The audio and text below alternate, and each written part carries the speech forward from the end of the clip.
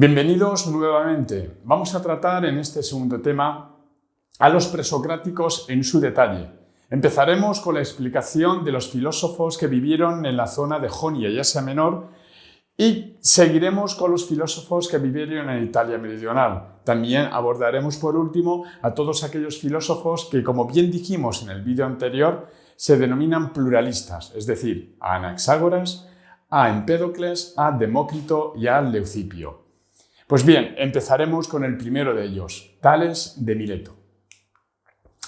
Tales de Mileto se le considera, según testimonio de Aristóteles, como el primero de los filósofos. Fue Tales de Mileto un hombre de negocios, un hombre que estudió astronomía, era matemático, era ingeniero, incluso predijo un eclipse de sol.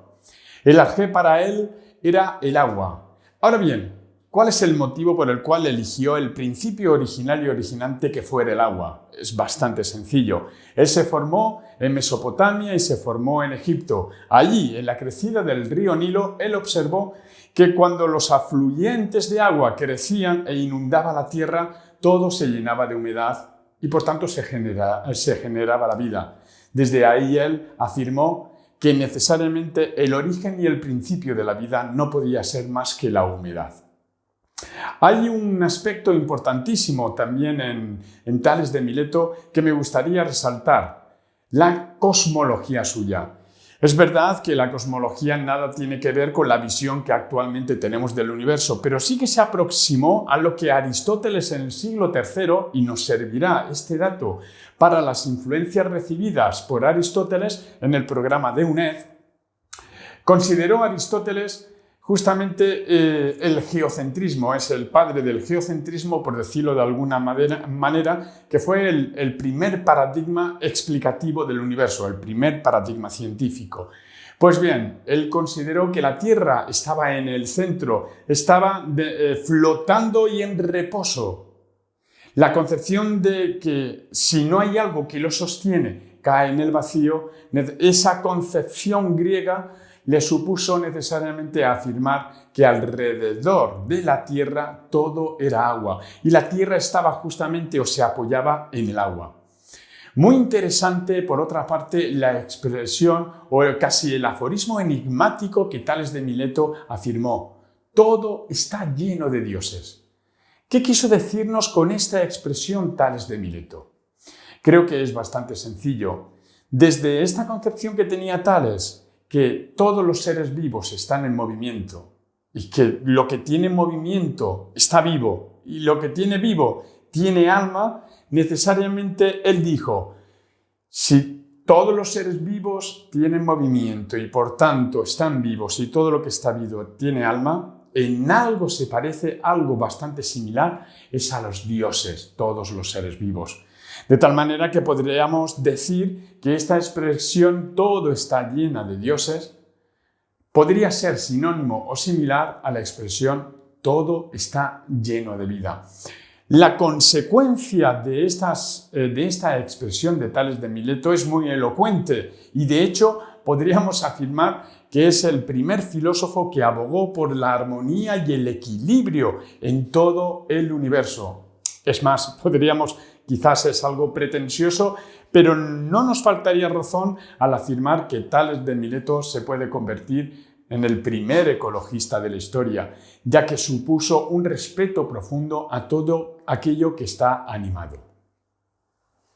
Vamos a desarrollar el segundo de los autores de la escuela de Mileto. Hemos desarrollado ya Tales, vamos ahora con Anaximandro.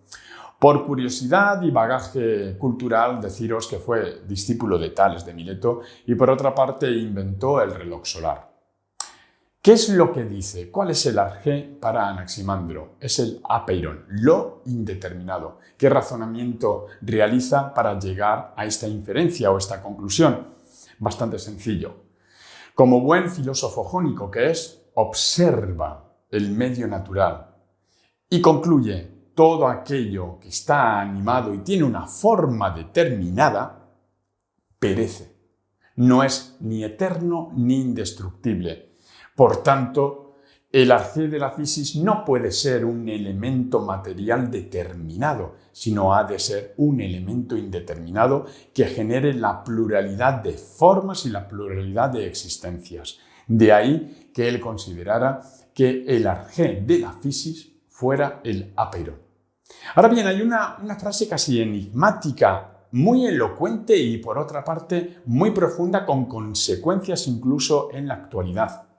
Él dice que todo procede del apeiron, todo se dirige al apeiron y todo concluye en el apeiron. Si os dais cuenta, en este mismo movimiento de mano me voy aproximando a la idea griega del concepto de tiempo, el eterno retorno. De hecho, dice, en este movimiento que es dinámico y dialéctico al mismo tiempo, se generan las diferentes sustancias.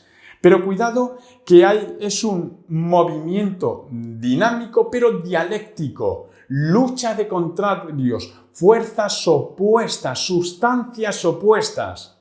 Cuando prevalece una sustancia sobre otra sustancia, dice Anaximandro, es cuando se comete injusticia o digamos que prevalece la disarmonía.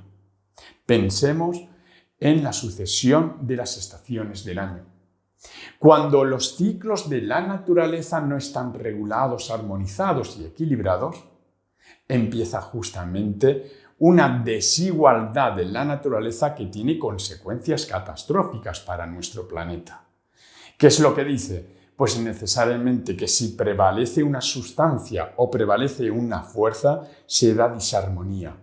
¿Y qué es lo que hay que hacer? Lo bonito que tiene Anaximandro es que dice que tiene la propia naturaleza esos resortes para regular nuevamente los ciclos y vuelva al estado natural, que no es más que la armonía cósmica. En ese sentido, habrá sido sanada la herida cometida por la prevalencia de un elemento sobre otro elemento. El tercero de la escuela de Mileto es Anaxímenes. Así como Anaximandro fue discípulo de Tales, Anaxímenes fue discípulo de Anaximandro. El arjé para Anaxímenes no es más que el aire. La aportación que nos ha llegado de su pensamiento para la historia de la cultura occidental es justamente esos procesos dinámicos y casi mecánicos que provoca el aire, a través del cual todo ha surgido a partir de él. Los dos procesos dinámicos, y ya digo casi mecánicos, es el proceso de rarefacción y el proceso de condensación. Todo comienza por la rarefacción, es decir, el aire se convierte, por ese proceso dinámico de rarefacción, se convierte en fuego. Y el fuego, a través del proceso de condensación, se va convirtiendo en viento. Ese proceso de condensación se hace mucho más denso, se convierte en nube, después en agua, en tierra y por último en piedra. Es así como explica él de forma dinámica los procesos a través de los cuales surge toda la vida y surge todos los aspectos de nuestro planeta y del universo. Interesante la aportación que Anaxímenes da u otorga al pensamiento occidental. Es el concepto de aire entendido como principio de vida, es decir, ese aire cósmico es muy similar o muy semejante a lo que después Aristóteles desarrolló como la orientación del alma, es decir, principio de vida. Son dos aportaciones importantes que tenemos que tomar en consideración como influencias directas que han tenido tanto Platón como Aristóteles, de Anaxímenes. El alma, tomado en consideración como principio de vida, es justamente aportación que tiene Aristóteles de la mano de Anaxímenes, y Platón no la desarrolla mucho el alma como principio de vida, sino más bien lo desarrolla como principio de conocimiento, pero no desdice en nada que el alma también es producto o fruto justamente de la vida, como principio de vida. Pensad un poco en nuestros antepasados, sobre todo en nuestros tatarabuelos, cómo comprobaban que una persona estaba viva o estaba fallecida, estaba muerta, había fallecido. Era bastante sencillo. Ponían un espejo debajo de la nariz y si el espejo se empañaba, significaba que no respiraba, que no provocaba aire y por tanto no había vida. El aire, por tanto, se convierte en un elemento vertebrador en el pensamiento, especialmente de Aristóteles, y no menos desdeñable en el pensamiento de Platón. El tercero de los filósofos de la zona de Jonia y Asia Menor es Heráclito de Éfeso. Es el representante de la escuela de Éfeso, como vimos en el primer tema, que lo tenéis recogido en el videolibro y también en el tema 1 de la plataforma de la Academia. Heráclito era llamado el Oscuro por su forma concreta de escribir y de transmitir el mensaje. Escribía de manera muy enigmática y escribía a través de aforismos. La tesis fundamental que defiende él en todo su pensamiento es que este mundo, esta realidad, el universo, todo en el universo, está en perpetuo cambio, perpetuo fluir. Panta rei, todo fluye, todo cambia, nada permanece en quietud. De ahí que para poder representar adecuadamente este pensamiento dinámico continuado, él exprese que el arjé no puede ser otro más que el fuego. Y fijaos que he comentado anteriormente que todo está en movimiento, pero un movimiento dialéctico, de opuestos. Esa oposición de fuerzas en la naturaleza es la causa por la cual existen todos los seres. La contradicción y la guerra y la discordia, dice él en otro de los aforismos, es el padre de la concordia y el padre de la vida, en definitiva. Ahora bien, el fuego. ¿Por qué el fuego es el arjé de Heráclito de Éfeso? Pensemos un momento en las dos fuentes o en las dos, diríamos, características que puede tener el fuego. La primera de ellas es destruye. Pero cuidado, que el fuego también purifica. Pensemos por un momento, destruir hay muchísimos ejemplos, ¿vale? Pues lamentablemente un pirómano coge una cerilla o coge un mechero e incendia un bosque. Por tanto, las llamas del fuego lo que hacen es destruir ese hermoso bosque y ese paraje natural. Pero ¿cómo que el fuego purifica? Pensemos por un momento qué es lo que hacen los especialistas médicos, los cirujanos, cuando van a tratar con aparatos quirúrgicos, como puede ser el bisturí. ¿Qué hacen? Lo purifican. ¿Y cómo lo purifican? Aplicándole sustancias que quiten todas las bacterias y quede libre y quede purificado, es decir, a través del fuego. El fuego, por tanto, también tiene un elemento sanador y purificador. Tenemos también, por ejemplo, las fiestas aquí en la Comunidad Valenciana, tenemos las fiestas de la purificación o llamadas también las fallas, o en Alicante también las hogueras o tantos otros lugares en donde hablan del fuego como quememos todo para volver a empezar. Ese es el concepto del fuego de Heráclito de Éfeso. Ahora bien, comentaba que ese dinamismo es dialéctico, fuerzas opuestas que se suceden unas a otras. La noche sucede al día, la sonrisa a la tristeza, la vida a la muerte, la noche al día. La condición necesaria para que exista la vida justamente es ese dinamismo de fuerzas opuestas. Pero bien, esas fuerzas opuestas no generan caos, sino orden y armonía, porque todo sucede según está previsto, todo sucede a través de un logos ordenador, habla Heráclito de Éfeso, es decir, una fuerza, una ley de la propia naturaleza que armoniza, equilibra todo, que lo piensa todo y que pone todas las cosas en su justa medida. De ahí, por tanto, que el concepto logos ordenador es la causa a través de la cual las fuerzas opuestas se armonizan y se mantiene todo en equilibrio. Es importante tomar en consideración ese concepto del logos ordenador, porque es una inteligencia cósmica. No pensemos en el Dios personal cristiano, sino pensemos en un Dios impersonal, yo diría en una fuerza de la propia naturaleza, en las leyes que tiene la propia naturaleza a través de las cuales hacen posible que los ciclos se vayan sucediendo de manera armoniosa y de manera dinámica y de manera organizada todo. Esta es una gran aportación que va a tener en consideración Platón a través de la figura del demiurgo, lo va a tomar también de Anaxágoras, pero el logos ordenador, esa fuerza, diríamos, motriz que genera justamente la armonía en sus contrarios, hace posible que todo se mantenga en su estado y en su sitio. Aristóteles asumirá la idea de Heráclito de Éfeso considerándolo como el Deus Machina, pero ya en el siglo XVII, en la revolución científica, en el mecanicismo matematizable de la revolución científica, van a considerar como que tiene que haber un primer motor o algo que haya puesto en funcionamiento el universo, que se va a desprender de él porque lo ha dotado de leyes autónomas, pero es el arquitecto del universo. Bueno, pues este concepto del arquitecto del universo, de la inteligencia ordenadora, de la ley cósmica, lo asume tanto Platón como Aristóteles, como los físicos y los filósofos de la Edad Moderna. Esa es la gran influencia que va a tener en estos autores. Pero no es menor la influencia que tiene Heráclito en el pensamiento de Platón.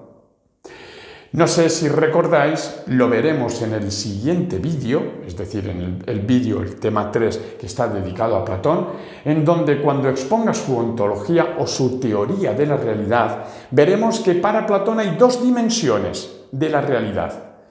Un mundo que se capta a través de los sentidos, que es una copia imperfecta, que es, fijaos las características, en continuo movimiento, en continuo cambio, que es perecedero, que es múltiple.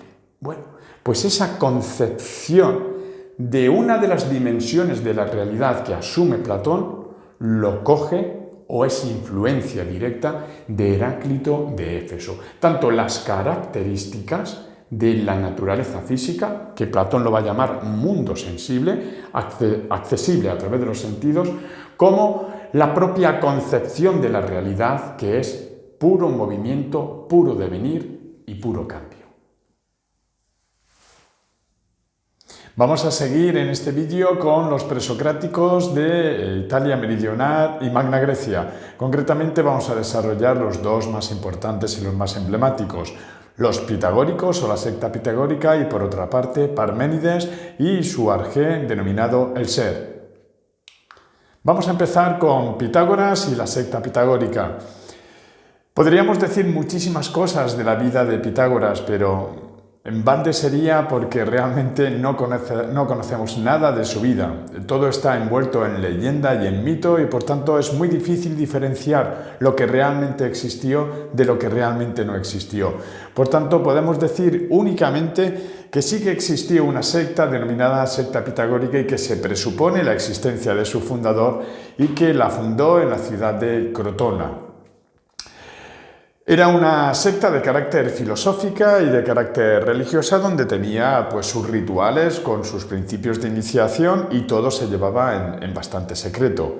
Son tres temas fundamentales los que vamos a desarrollar en este tema de los pitagóricos. En primer lugar, desarrollaremos el tema de la metempsícosis, por otra parte, el arjé suyo, el número, y por último, cosmología o la visión que tenían la secta pitagórica del universo. Por último, y para terminar este autor, la secta pitagórica, vamos a desarrollar las diferentes influencias que han recibido especialmente Platón y, por otra parte, Aristóteles. Comencemos con el primero de los núcleos temáticos, que es la metempsícosis. La creencia en la metempsícosis o la transmigración de las almas supone una concepción dual del ser humano.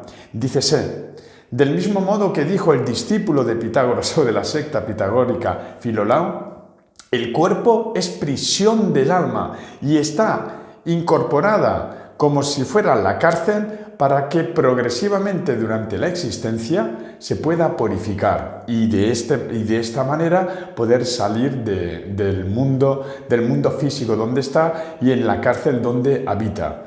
Esto es una influencia clara del orfismo y de la religión dualista de Zoroastro, que la tenéis desarrollada en el tema 1 de la plataforma de la Academia.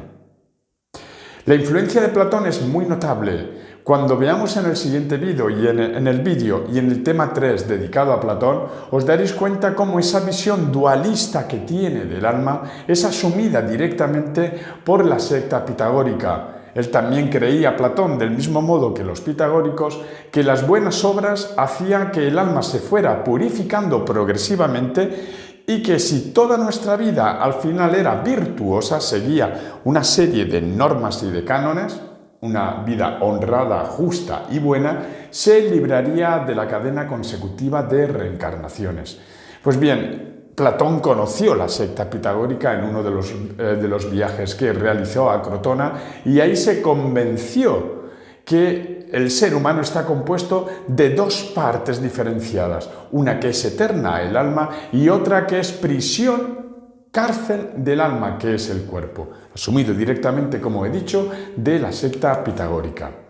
El segundo de los temas que vamos a tratar es el tema de los números.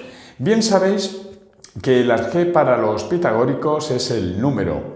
Ahora bien, la pregunta que nos podemos hacer es, vamos a ver, ¿cómo es posible que una mesa pueda estar hecha de números?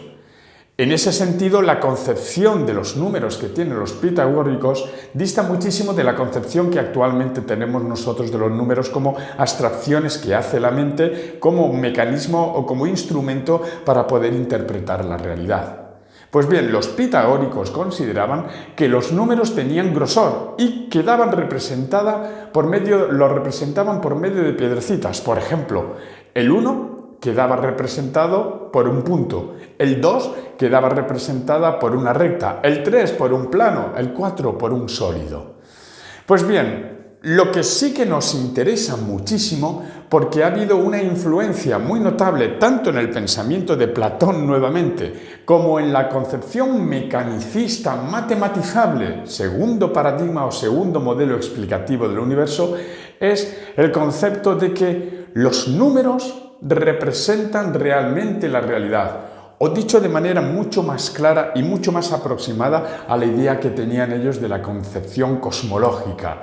Los fenómenos naturales obedecen a una ley matemática. Fijaos que Galileo Galilei llegó a decir que aquel que domina el arte matemático domina los secretos del universo, ya que el universo está inscrito en caracteres matemáticos. En el siguiente vídeo dedicado a Platón y nuevamente influencia de Platón, observaremos cómo dentro de esa jerarquización de las ideas entendidas no como entidades abstractas extraídas de la mente humana, sino como entelequias o realidades existentes por sí mismas, veremos en esa jerarquía cómo los números ocupan un lugar preeminente en todo su pensamiento. Y es más, en la propia Academia, fundada por Platón, en el pórtico de entrada ponía: nadie acceda a esta academia si no sabe geometría. Una segunda influencia que observamos de la secta pitagórica en el planteamiento y en el pensamiento de Platón. Los números. ¿Cuál es el origen de los números? Bueno, pues la explicación que dan los pitagóricos del origen de los números es una explicación de carácter dualista. Según ellos, los primeros números eran, diríamos, unos principios de pares que se oponían. Lo que es par, impar, uno, múltiple, masculino, femenino. Muy bien. El equilibrio entre estos números contrarios genera armonía. Y cuidado con este concepto, que además parece que tiene muchísima influencia en la física contemporánea. Hay una teoría, la física numérica o física de la armonía del cosmos numérica, donde se considera que los entes celestiales, los planetas, los satélites, emiten un sonido inaudible para el ser humano, pero es lo que hace que quede todo armonizado y organizado en el universo. Pues bien, esta teoría de carácter físico casi mística, ¿verdad?, es influencia directa también de los pitagóricos, ya que ellos consideraban que esos primeros principios de opuestos generaban justamente una melodía por la cual todo se mantenía en equilibrio. Por otra parte, dentro de los números destaca la unidad, porque todo surge de la unidad. Ellos dicen que las cosas participan de ella, pues están compuestas todo de unidades. Pensad, por ejemplo, en el número 2, que es la suma del 1 más 1. Y todos los números necesariamente son la suma de la unidad más 1. Pues tiene una preeminencia fundamental la unidad respecto a los números. Tampoco me quiero meter muchísimo en el concepto de la tetrarquis, pero es la suma de las 4 primeras unidades. Si sumamos 1 más 2 más 3 más 4, nos da el número 10. Pues el número 10 para ellos es preeminente y de hecho la llamaban tetrarquis. Y parece ser que en sus rituales sectarios de carácter matemático y científico tenían el altar en un triángulo equilátero, sumando 4, 3, 2, 1, ¿de acuerdo? Y ahí es donde rezaban y donde exponían toda la visión del universo, realizando todas sus normas y todos sus rituales. Vamos al tercero de los puntos. Hemos desarrollado el primero, que es la metempsicosis o la transmigración de las almas, influencia directa en el pensamiento antropológico de Platón, dualismo alma-cuerpo, el cuerpo cárcel del alma. Hemos visto en el segundo apartado o la doctrina de los pitagóricos los números, en donde prevalece el número 10 y la unidad, ¿de acuerdo? Y cómo coincide, diríamos, o tiene influencia directa en la concepción platónica de las ideas. He definido muy sucintamente y muy rápidamente el concepto de idea, pero para que veamos dentro de la jerarquización de las ideas estaría la idea del bien como idea suprema y por debajo las ideas morales y éticas, y por debajo estarían las matemáticas. Incluso visualmente, arqueológicamente, se contempla y se expresa la influencia de los pitagóricos en el planteamiento de Platón a través del pórtico de entrada en la academia, donde ponía que todo el mundo ha de saber matemáticas para acceder a su academia. Por último, vamos a tratar el tema de la cosmología o la visión que tenían los pitagóricos del universo. Para ellos el cosmos, como bien he dicho antes, el cosmos es armónico. Pues bien, ellos valoran y consideran en su visión que el universo es una esfera con fuego en el centro. Por otra parte están los cuerpos celestiales, como son los planetas y las estrellas, y por último el antitierra. Si matizáramos todos y cada uno de los elementos que ellos enumeran, nos saldría efectivamente el número 10. Este movimiento que tienen los astros, como he dicho anteriormente, y las estrellas, ¿qué es lo que genera? Genera esa armonía musical que es inaudible, pero sin embargo es lo que mantiene en equilibrio y en armonía a todo el universo. La armonía musical, por tanto, se puede traducir en números. Bien lo sabemos todos, que la música se puede enumerar, el tetagrama se puede enumerar, el pentagrama se puede enumerar y las notas musicales se puede enumerar. También influencia directa de todos los pitagóricos. En síntesis, y con ello concluyo este resumen de los pitagóricos, influyen muy notablemente en el planteamiento de Platón, en la concepción dualista que tiene del ser humano, en la concepción numérica que tiene de las ideas y en el concepto de la transmigración o metempsicosis de las almas.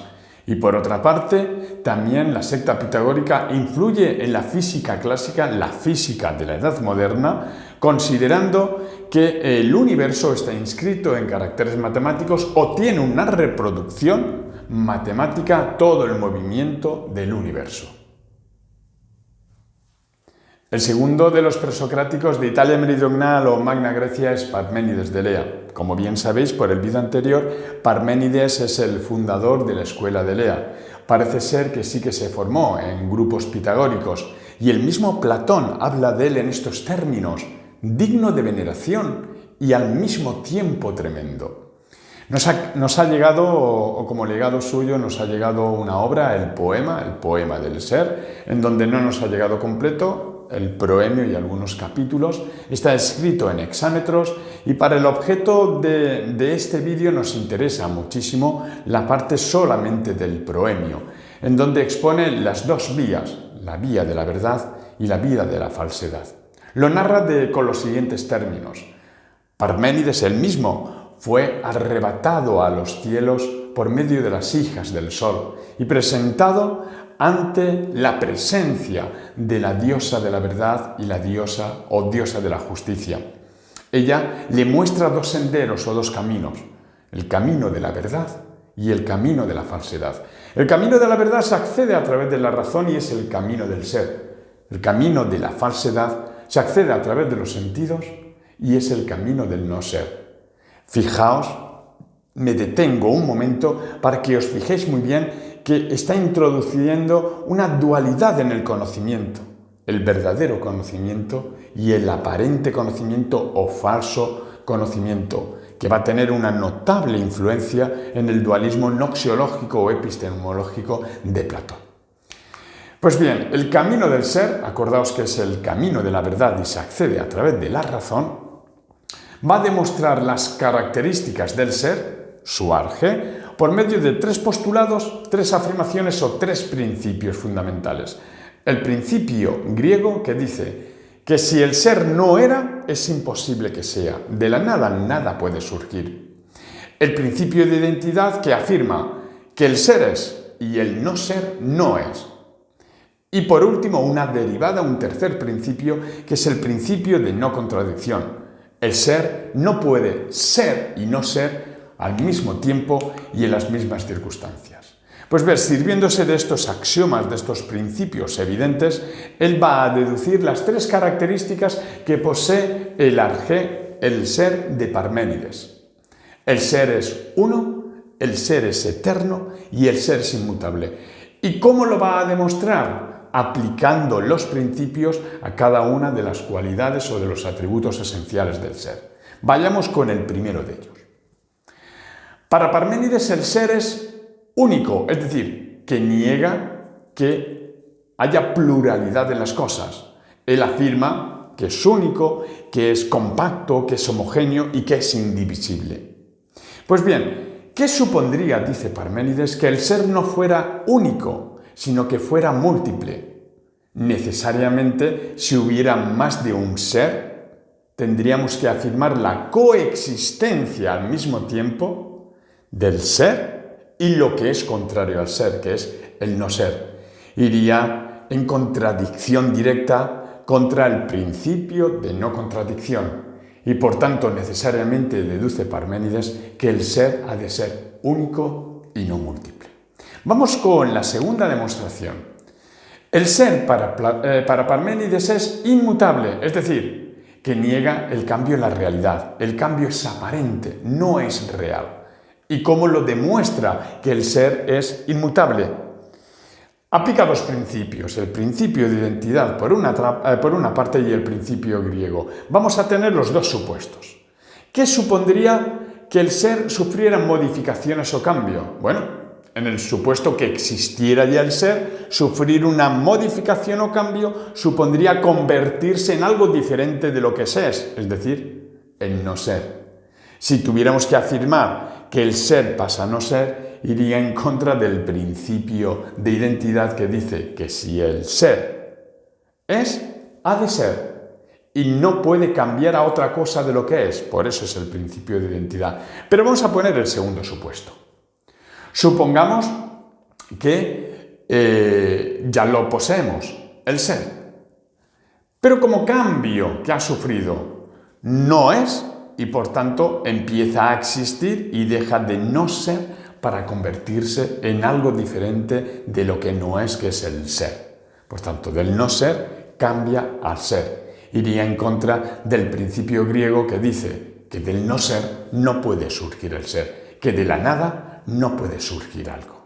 Demostrado, por tanto, conclusión o inferencia, demostrado que el ser es inmutable. Y la tercera demostración de los atributos del ser de Parménides.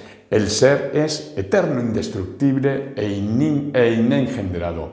En ese sentido diríamos que supondría que el ser no es eterno, sino finito, caduco o contingente, pues lógicamente dejaría de ser para convertirse en no ser, es decir, sufriría nuevamente modificación o cambio y por tanto iría en contra del principio de identidad que dice que si el ser es, ha de ser siempre. Desde aquí, por tanto, hemos de afirmar la tercera característica del ser, que afirma que el ser es eterno, indestructible e inengendrado. Mirad, las influencias que tiene Platón de Parménides son enormes. Voy a destacar dos y las iremos desarrollando en el siguiente vídeo y los diferentes apartados que tiene Platón. La primera influencia es una de las dimensiones del dualismo ontológico, es decir, la teoría de la realidad de Platón.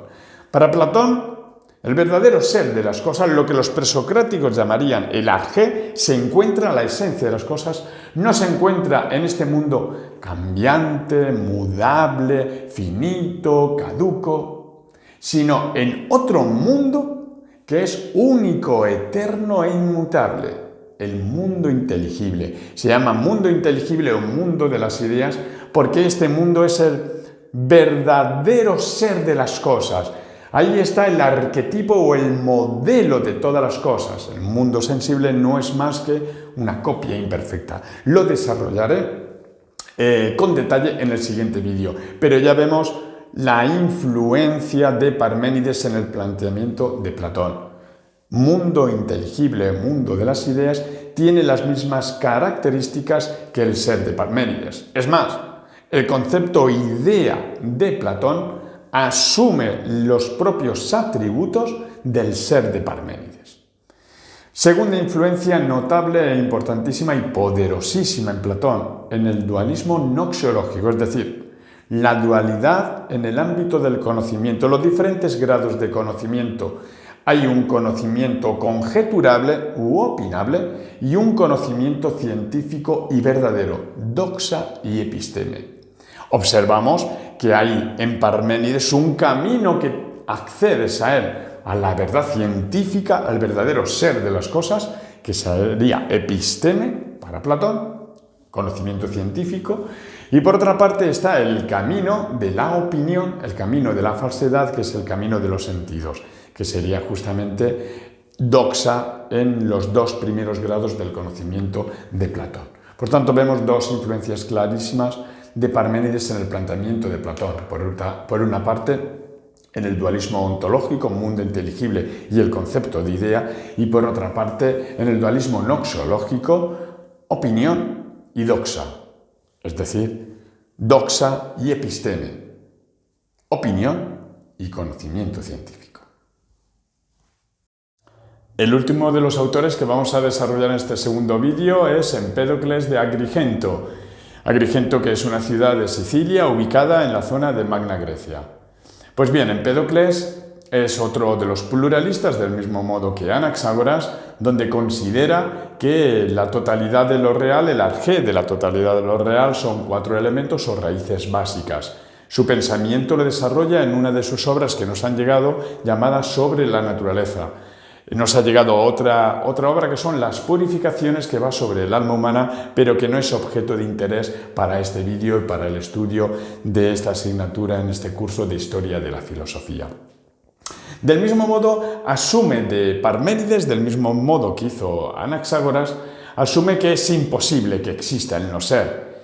Y por otra parte, asume también de Parménides que el ser ha de ser inmutable y eterno también.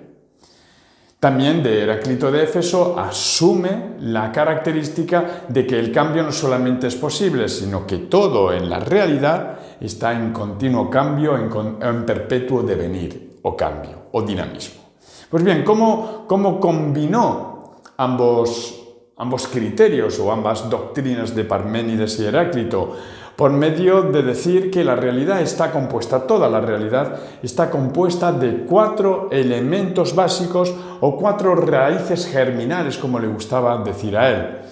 Es verdad que en la obra sobre naturaleza estos 4 elementos tienen sus correspondencias con divinidades. Los 4 elementos son el fuego, el aire, el agua y la tierra, que corresponderían a 4 divinidades. Simplemente por curiosidad, el fuego a Zeus, el aire a Hera, el agua a Nestis y la tierra a Hades. ¿De acuerdo? Ahora bien, Lo que sí que nos dice el señor Empédocles es que en la unión y en la desunión, fijaos el movimiento, unión y desunión de esos cuatro elementos, se forma todo lo que habita en el universo, todos los seres vivos.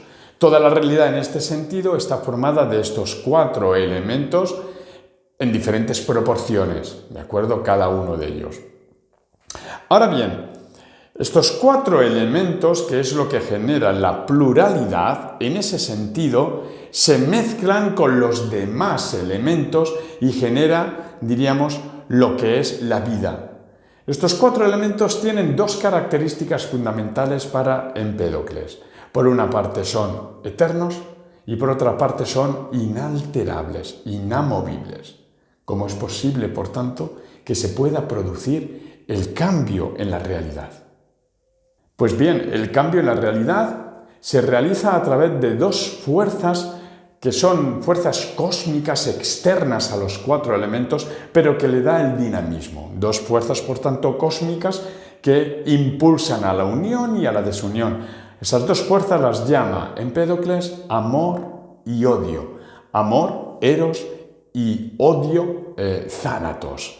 El amor, ¿qué es lo que haría? Sería lo que hace que en esa mezcla los cuatro elementos se unan. Y el odio, ¿qué es lo que haría? La disgregación o la separación de esos cuatro elementos.